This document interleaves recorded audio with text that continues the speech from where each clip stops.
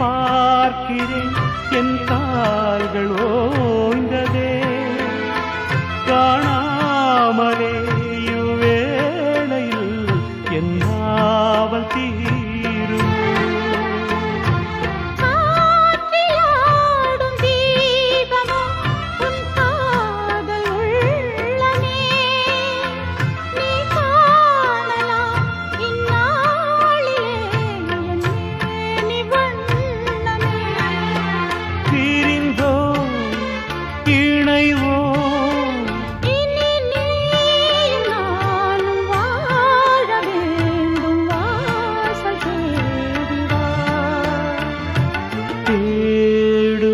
கண் பார்வை தவிக்க